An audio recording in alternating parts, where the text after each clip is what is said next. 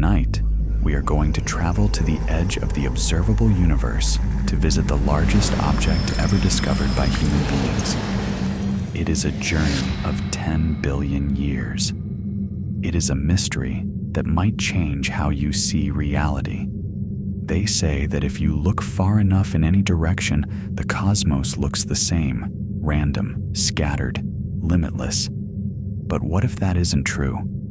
What if we looked out into the deep dark and found a wall, a structure so titanic it defies the laws of physics, an object so vast it implies that our universe isn't an endless ocean, but a cage. But for now, you are safe. You are here, in the comfort of gravity, far away from the monsters in the dark. It is time to leave the day behind. It is time to let the mind drift. You're going to understand something that most people never think about, something that makes even galaxies look like specks of dust. If you enjoy these deep explorations into the cosmos, consider subscribing or hitting the like button. It really helps the channel grow and allows me to keep making content like this. Let's begin. Close your eyes. I want you to picture the room you are sitting in. Now, strip away the walls.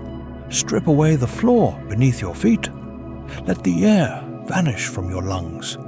You are suspended in a vacuum, floating in the crushing silence of the void. Now pull back. Pull back until your house is nothing but a speck of dust. Pull back until your city is a smudge of grey light. Keep going.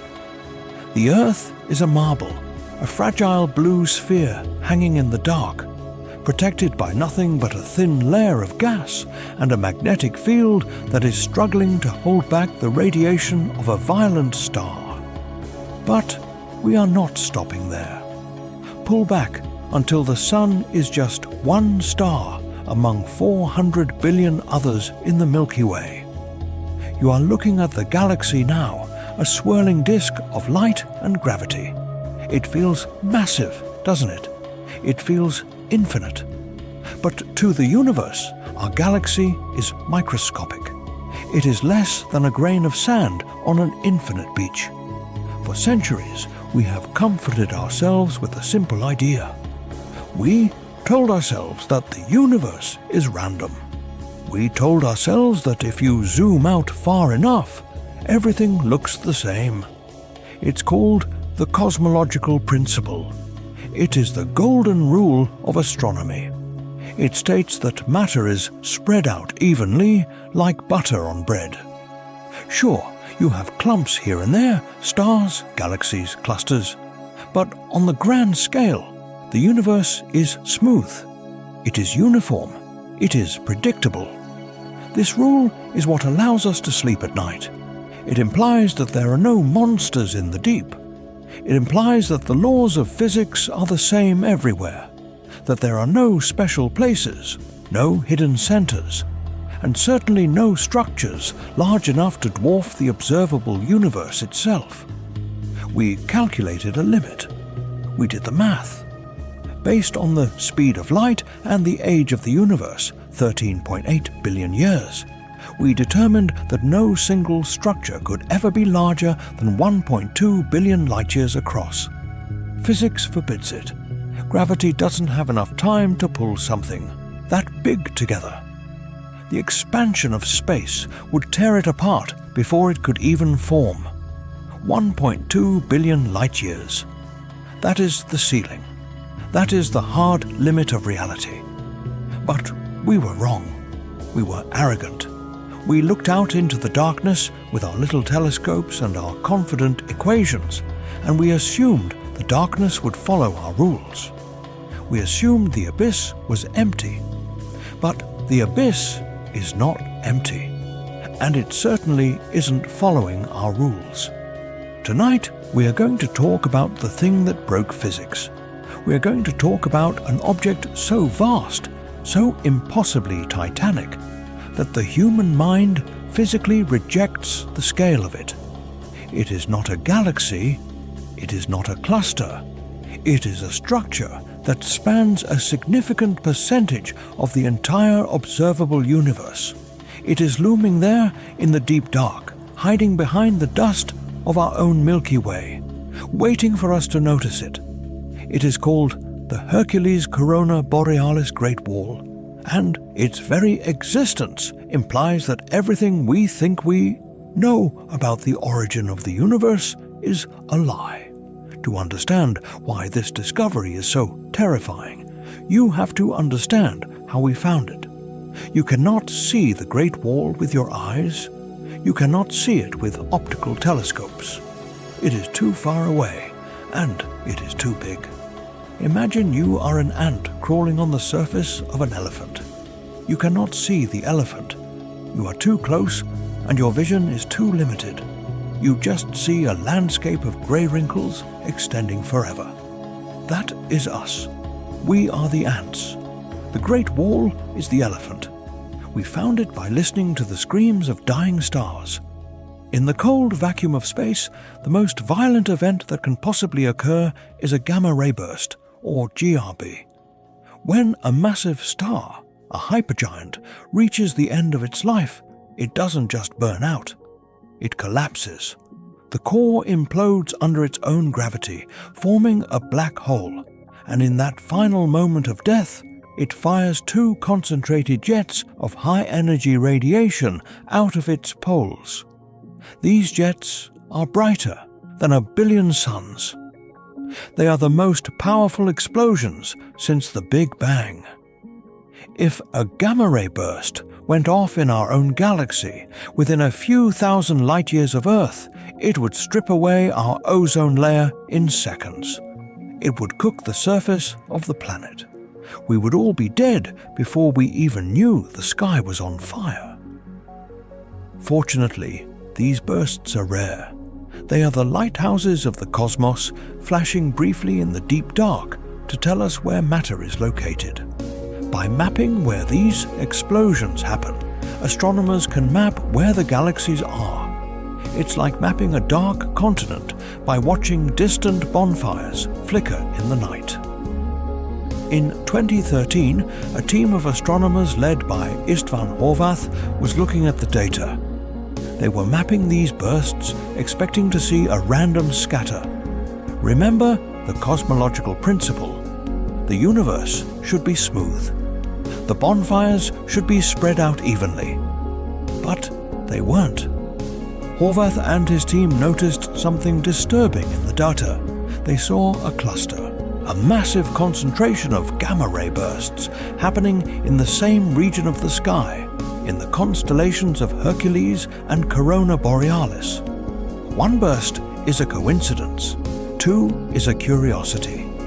But this was a pattern. The data showed a distinct, dense clustering of massive galaxies, all bound together, all dying and exploding in the same region of space. When they calculated the distance, the blood drained from their faces. The light from these explosions had been traveling for 10 billion years. We were looking at a structure from the early universe, but the real horror was the size. They measured the redshift. They measured the angular spread. And the numbers didn't make sense.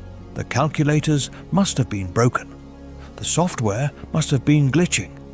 Because the data was saying that this structure was not 1.2 billion light-years across. It was 10 billion light-years across. Let me repeat that. 10 billion light-years. The observable universe. The bubble of light that contains everything we can ever see or touch, is about 93 billion light-years in diameter. This single object, this Great Wall, takes up more than 10% of the diameter of the entire universe. Pause for a second. Try to visualize that. Imagine the universe is a standard swimming pool. The cosmological principle says that the biggest object allowed in that pool is a poppy seed. That's the limit. If you find a poppy seed, that's a big structure. The Hercules-Corona Borealis Great Wall is not a poppy seed. It is a beach ball floating in the middle of the pool. It is physically impossible. Under the standard model of cosmology, matter takes time to clump together. After the Big Bang, gravity had to work slowly, pulling atoms into gas clouds into stars, stars into galaxies. This process takes billions of years. To create a structure that is 10 billion light-years long would take longer than the age of the universe itself. This object is a paradox. It is a ghost. It exists, but it hasn't had enough time to form. It's as if you walked into a nursery and found a fully grown man sitting in a crib, claiming he was born yesterday. So, what are we looking at? When this discovery was published, the scientific community scrambled. They tried to debunk it. They tried to say it was a statistical fluke, a trick of the light. They didn't want it to be real. Because if it is real, the implications are catastrophic for our understanding of reality. If the Great Wall is real, Einstein's theory of general relativity on cosmic scales might be wrong. The Big Bang theory might be incomplete. Or, far more terrifying, the universe is not random at all. This structure suggests that the matter in the universe is not spread out evenly. It suggests that there is a shape to the cosmos that we cannot see. It implies that we are living inside a structure that has a specific design, a specific orientation. Think about the filaments of a spider web. The web is huge, but the threads are thin. The Hercules-Corona Borealis Great Wall looks like a thick filament of a cosmic web, a bridge of hot gas and dark matter connecting distinct corners of the universe. But what is it connecting? And why is it so big? Some theorists have whispered about defects in the fabric of space-time, strings of energy left over from the dawn of time that trapped matter in a massive linear cage. Others speak of complex dark matter, a shadow version of physics that operates on scales we can't perceive, herding galaxies like sheep into these massive pens. But there is a darker possibility, one that makes the impossible physics seem comforting by comparison. We see this wall because of the gamma-ray bursts. We see it because the stars there are dying. It is a graveyard, a 10 billion light-year-long procession of death. Why is this specific region so active? Why is it so dense? When you look at the map of the cosmic microwave background, the baby picture of the universe, you see hotspots and cold spots. But the Great Wall corresponds to a zone of intense gravitational influence. It is heavy. It is dragging on everything around it, including us. We are not stationary. Our galaxy, the Milky Way, is moving through the universe at 600 kilometers per second. We are being pulled. For decades, astronomers have known about something called the Great Attractor, a mysterious gravity anomaly pulling our galaxy toward it. But the Great Attractor is a pebble compared to the wall. The Hercules-Corona Borealis Great Wall is so massive that its gravity might be warping the flow of the universe itself. It is a monolith sitting in the deep past, an anchor that tethers the timeline of the cosmos. And here is the catch. Here is the thought that should keep you awake tonight. If this object is 10 billion light-years away, we are seeing it as it was 10 billion years ago. We are seeing its ghost. We have no idea what it looks like now. In the last 10 billion years, gravity has been working. That wall hasn't dissipated.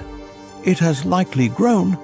It has likely become denser, tighter, more organized. We are looking at the infancy of a titan. If a structure this size exists, It proves that the universe is capable of organizing itself on scales that imply intent. Randomness does not build walls that span 10% of creation. Randomness does not align billions of galaxies into a perfect filament. This isn't just a cluster of matter. It looks like a barrier. It looks like a boundary.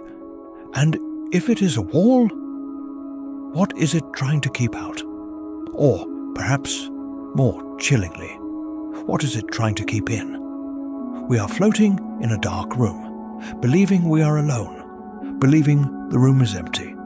And suddenly, we bump into a pillar that reaches from the floor to the ceiling, a pillar that shouldn't be there.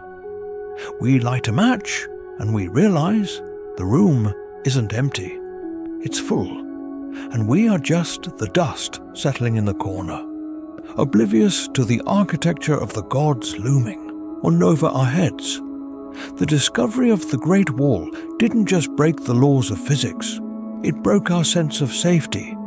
It turned the universe from a vast open ocean into a cage. But the Great Wall is not the only giant in the dark. It was just the first warning. Because once we learned how to look, once we learned to ignore the rules that said, this is impossible, we started finding more of them. And the next discovery, the next one, is closer. Much closer. And it doesn't look like a wall, it looks like a ring. We are not done with the monsters. Not even close. If the Hercules-Corona Borealis Great Wall was a shock to the system, a singular glitch in the matrix, then what I am about to tell you is the confirmation that the system itself is broken. In 2021, a doctoral student named Alexia Lopez was staring at the data. She was looking at a patch of sky near the constellation of Bootes. She wasn't looking for monsters. She was looking for magnesium, specifically the absorption lines of magnesium in the spectra of distant quasars. Quasars are the blazing hearts of active galaxies, the flashlights of the deep universe. When their light passes through gas clouds on its way to Earth, the gas absorbs specific wavelengths. It leaves a fingerprint. By tracing these fingerprints, you can map the invisible gas in the universe. Lopez found something. She found a curve, a massive, symmetrical crescent of galaxies and gas spanning 3.3 billion light-years. It was huge. It was elegant. It was impossible. It was named the Giant Arc. The scientific community was uneasy. A structure that big, that organized, defying the 1.2 billion light-year limit. It was dismissed by many as a statistical anomaly. If you look at clouds long enough, they said, you will eventually see a face. It's just pareidolia. It's just the human brain trying to find order in chaos. But Lopez kept looking. She looked at the same region of the sky, just a little bit further away. And in 2024, she found the second monster. It wasn't an arc this time. It was a perfect circle, a coil, a loop of galaxies measuring 1.3 billion light-years in diameter. It is called the Big Ring. Here is why your stomach should be turning. These two objects, the giant arc and the Big Ring, are not random neighbors. They are located at the same distance from us, in the same patch of sky, mere degrees apart. They are part of the same system. The odds of these two massive, impossible structures forming next to each other by random chance are negligible. It is statistically zero. It would be like tossing a bucket of Scrabble tiles onto the floor and having them accidentally spell out the entire first chapter of Moby Dick. This isn't an accident. This is architecture. Let's step back. We need to talk about the cosmic oven. Imagine you are baking a cake. You mix the batter, flour, eggs, sugar, yeast. You mix it perfectly until it is smooth. You pour it into a pan and put it in the oven.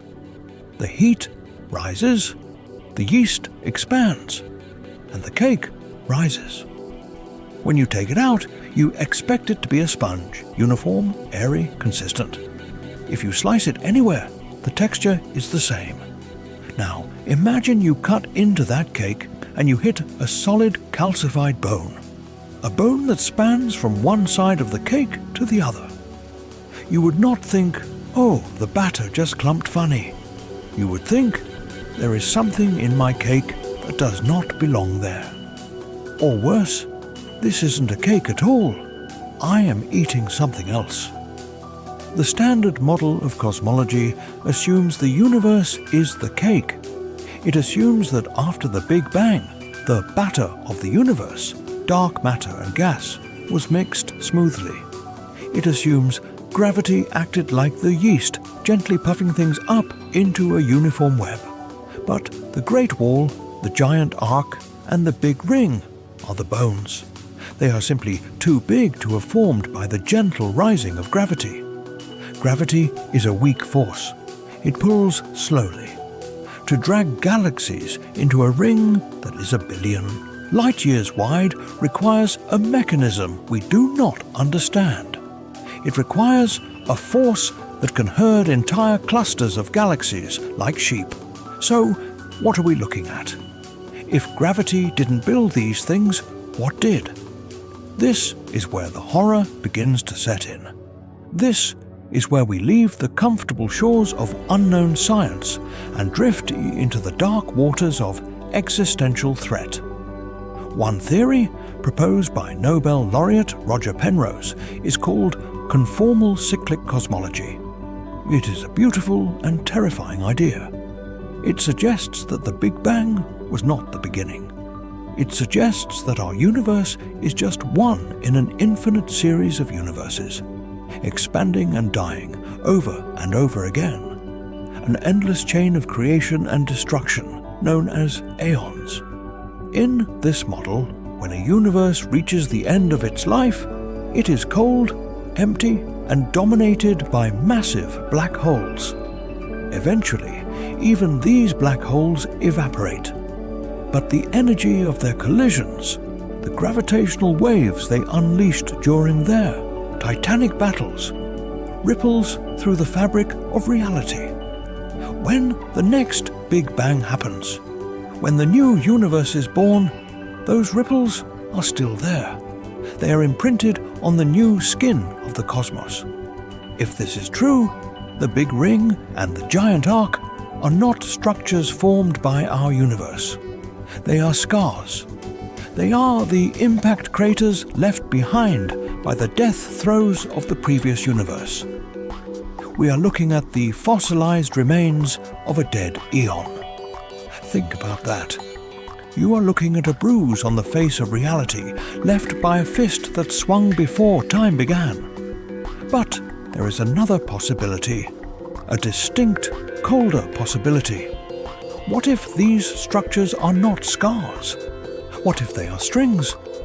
String theory is a darling of theoretical physics, suggesting that the fundamental particles of the universe are actually tiny, vibrating strings. But in the early universe, during the first fraction of a second, the universe went through a phase transition. It cooled down. Think of it like water freezing into ice. When water freezes, cracks form. Defects appear in the crystal lattice. In the universe, as the fundamental forces separated and the cosmos froze into its current state, it created cracks in space-time itself. These are called cosmic strings. These aren't threads of cotton. They are one-dimensional fractures in reality. They are infinitely thin, thinner than a proton, but incredibly dense. A single inch of a cosmic string would weigh as much as Mount Everest. If a network of these strings formed in the early universe, they would act like gravitational magnets. They would trap matter. They would pull gas and dust onto them, creating massive loops and lines that defy standard gravity. The Big Ring, a loop of cosmic string. The giant arc, a long writhing segment of a defect. The Great Wall, a tangle. If this is true, our universe is cracked.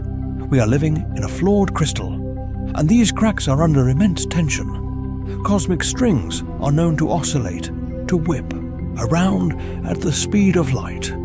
If one were to snap, or if the Earth were to pass through one, it wouldn't be like hitting a wall.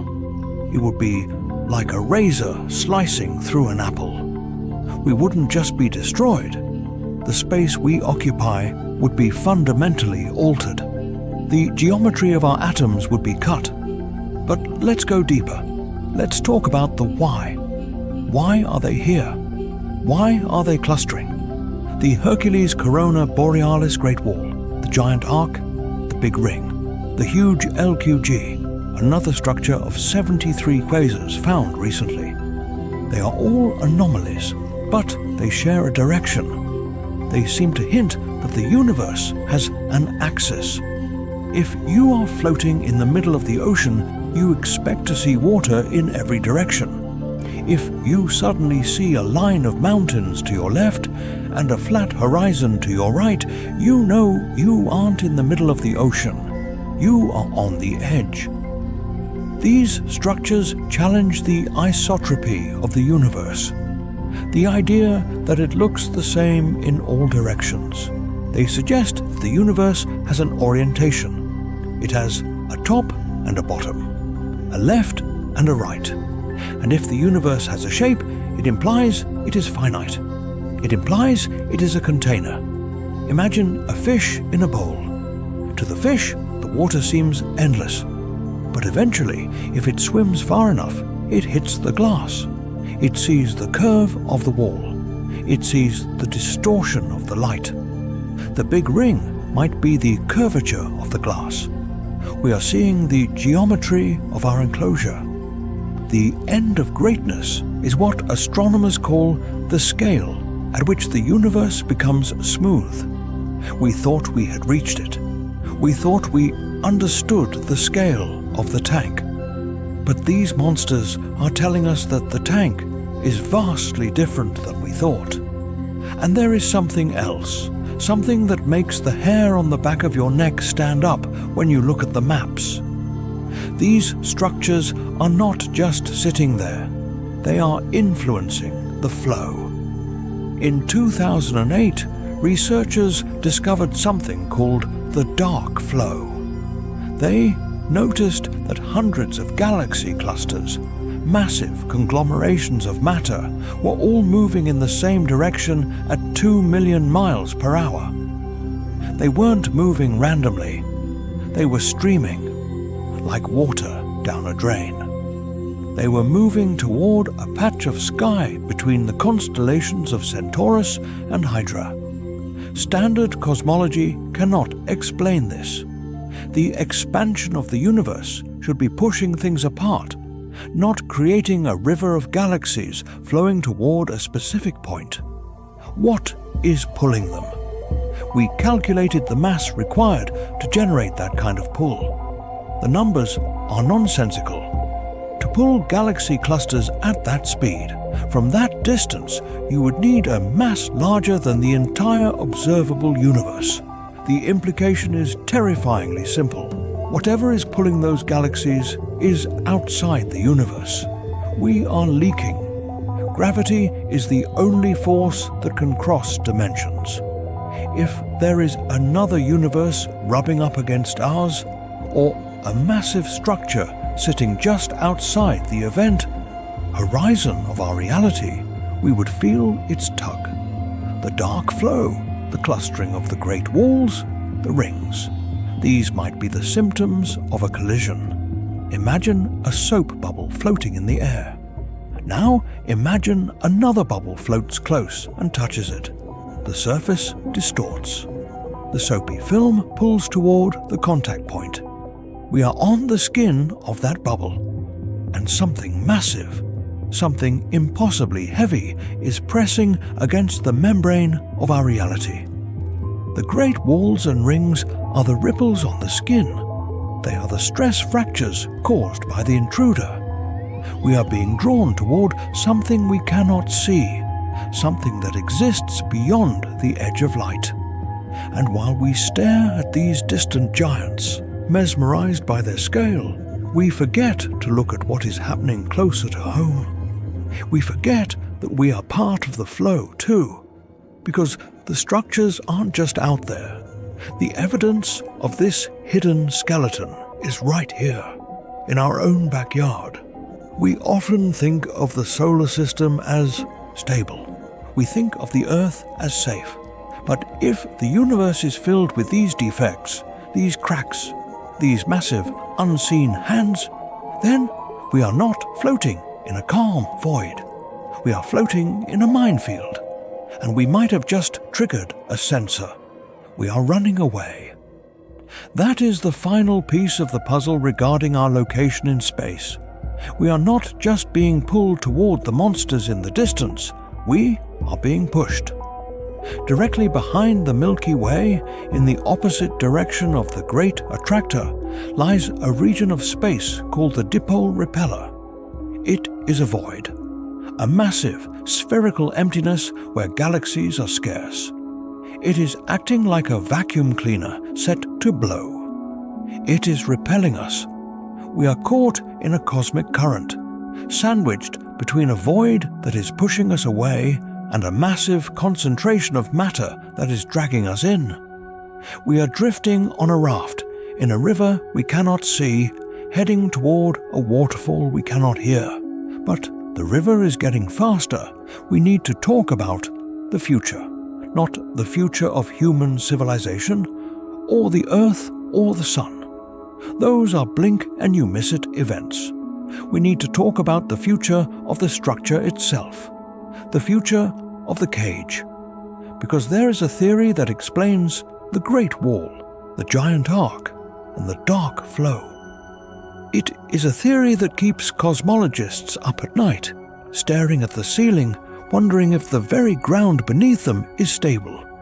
It is called vacuum decay. Remember those cracks we talked about? The cosmic strings. They imply that the fabric of space is not perfectly smooth, but vacuum decay implies that the fabric of space is not stable. Think of a ball sitting in a valley. It is stable.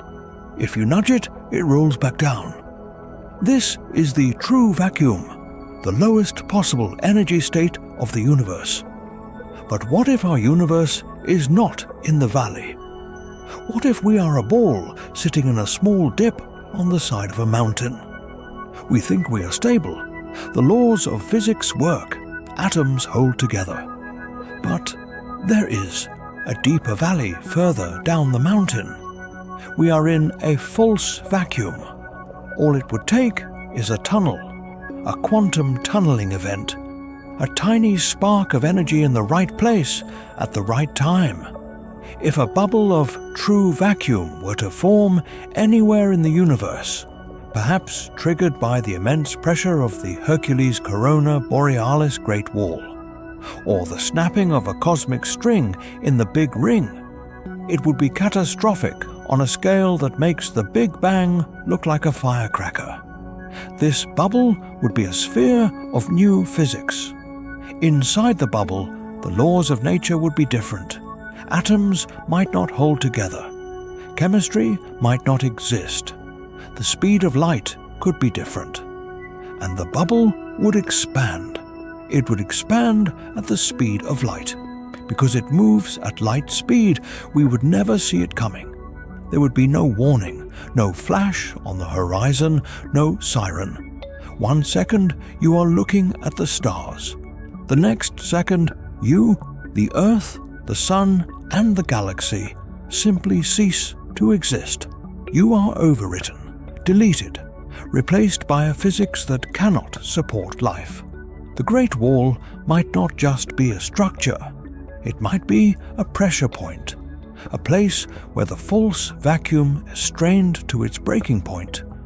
This turns the universe from a home into a bomb that has already been armed. The timer is ticking, but the display is facing away from us. We don't know if we have 10 billion years or 10 seconds, but let's assume we survive the vacuum. Let's assume the floor doesn't drop out from under us. The alternative is almost worse. The alternative is that we are alone in a room that is rapidly getting bigger. Dark energy. You've heard the term. It is the mysterious force that is pushing the universe apart. It is the opposite of gravity. For the first half of the universe's life, gravity was winning. It was building the great walls, the rings, the arcs. It was pulling things together. But about 5 billion years ago, something changed. Dark energy took over. It hit the gas pedal. The expansion of the universe is accelerating. This means that eventually the Great Wall will be torn apart. The Big Ring will be scattered.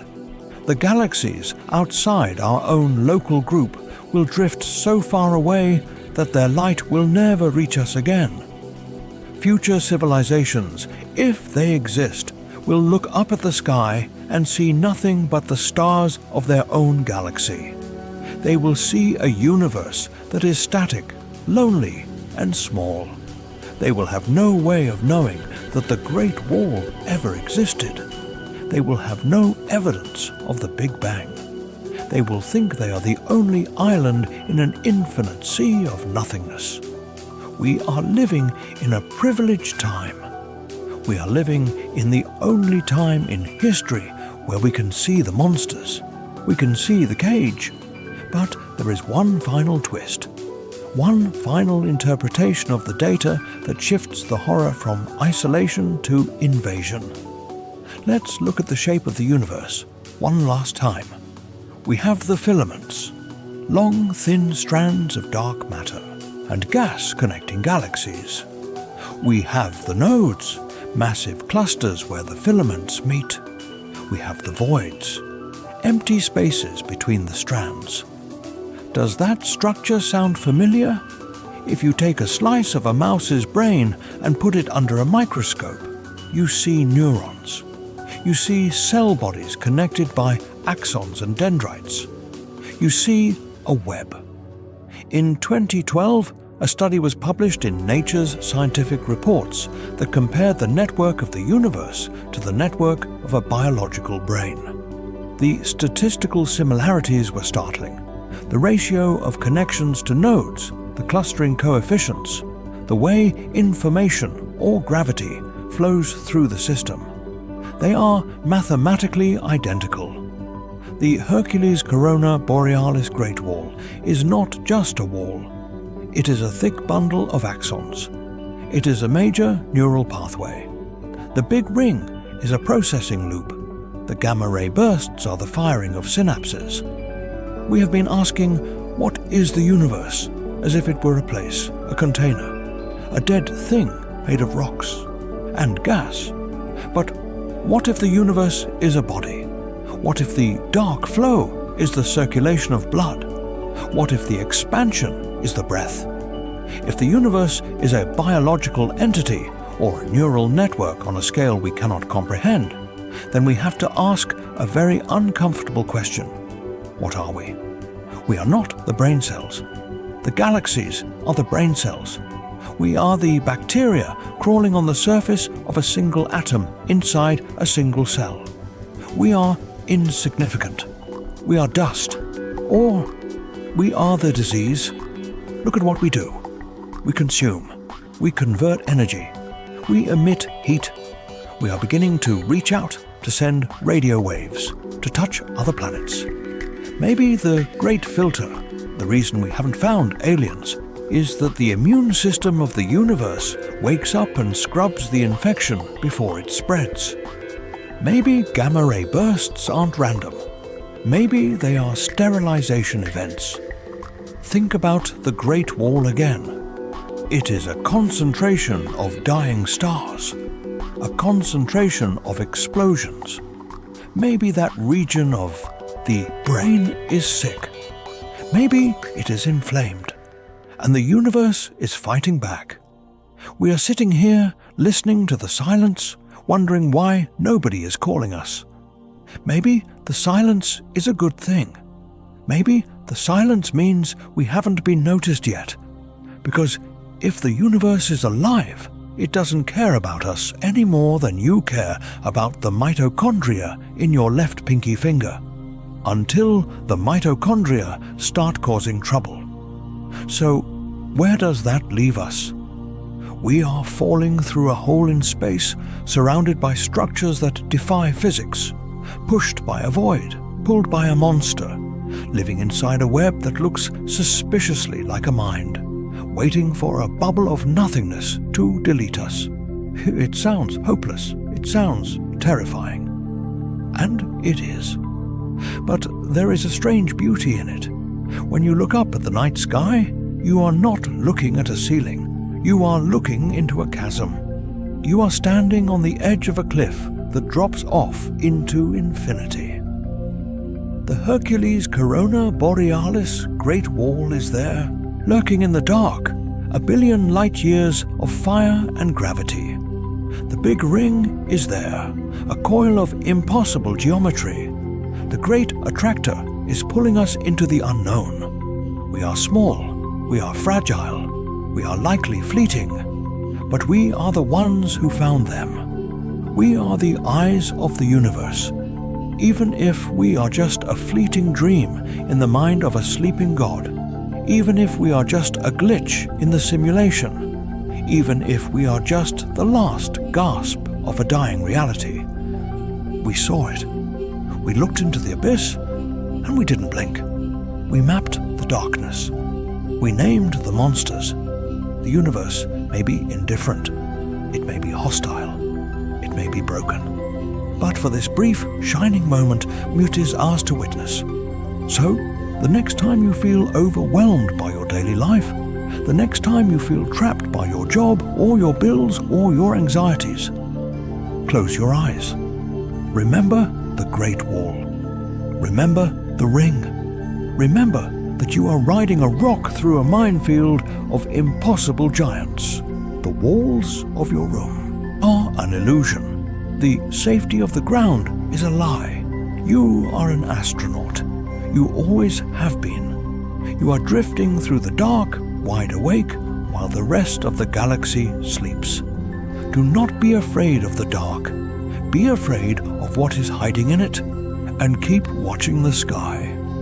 Because the things we haven't found yet, they are the ones that are watching you. Good night.